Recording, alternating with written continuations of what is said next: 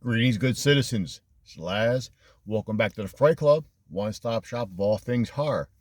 And I just got out of watching M3gan, and I know I'm a little bit late on this one, but as you guys will find out in a video that I will post after this, I was a little indisposed for for about a week.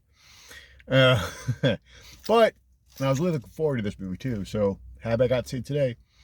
I was really, because again, in case you don't know what the movie is, it's about a little girl. Her parents die, and then her aunt is her guardian, and she creates like an AI robot doll called M3gan that is supposed to be a friend to her daughter. Sorry, to her niece.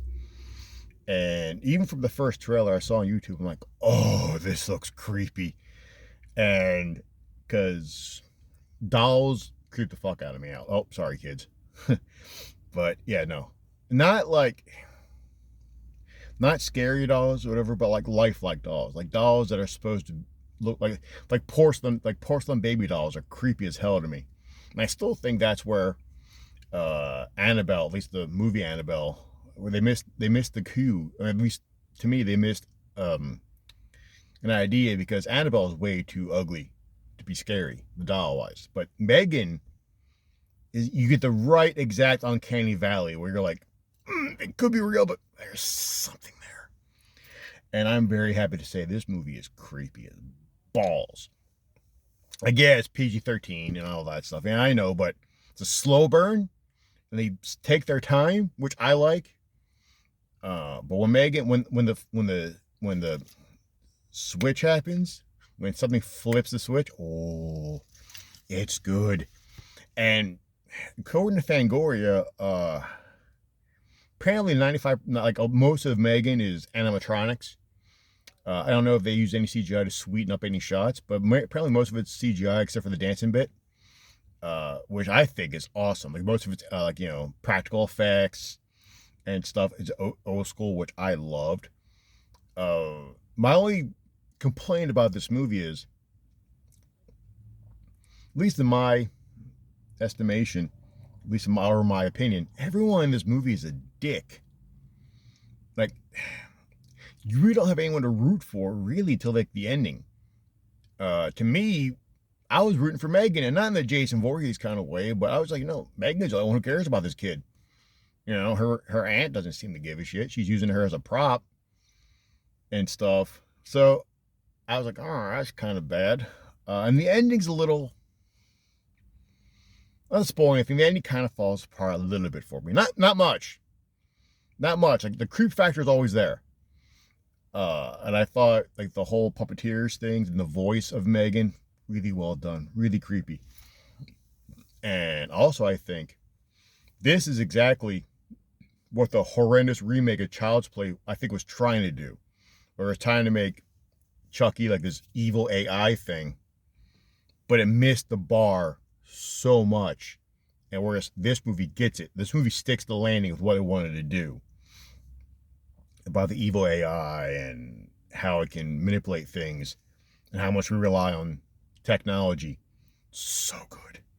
And also there's a little bit of social satire, which made me chuckle. Like the first commercial that you get in the movie, this is not a spoiler, I'm not going to say anything about it, but it has RoboCop commercials feeling to me, especially the commercial RoboCop 2 where the guy's like in a building and he's like, I picked the wrong phone carrier, we lost the account.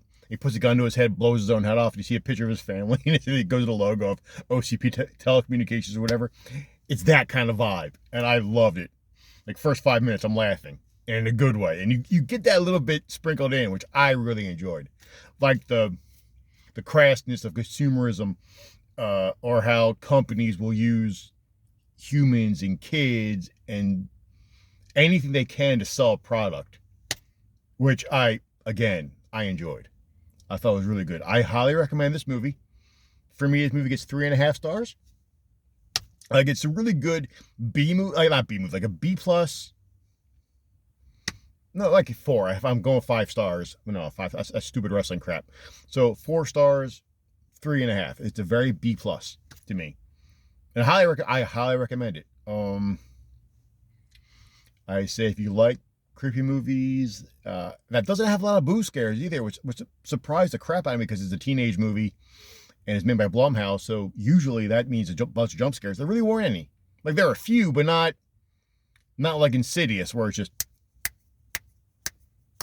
you know, it just had a few, but not many. I appreciate that. It was a slow burn again, so I enjoyed it. It was really intelligent, I thought. So yeah, I highly recommend it. Take your family. I mean, it's good for kids. It's not good for kids, but I mean, it's not horrible for kids. There's no blood. I mean, there's no gore. Uh, there's one F-bomb dropped. But again, I mean, I know it's good for kids because I'm waiting for the movie to start. I'm like, oh, I have a theater by myself. Here comes 2 ladies and a kid who wouldn't shut up. I'm like, oh, crap. But, so the kids seem to like it. So, so that is all good, kids. I'm going to say it again. I highly recommend you see it. And I say see it in theaters. That's just me, though. You get the experience. Especially if you like watching horror movies with people and you get the vibe, give this a shot.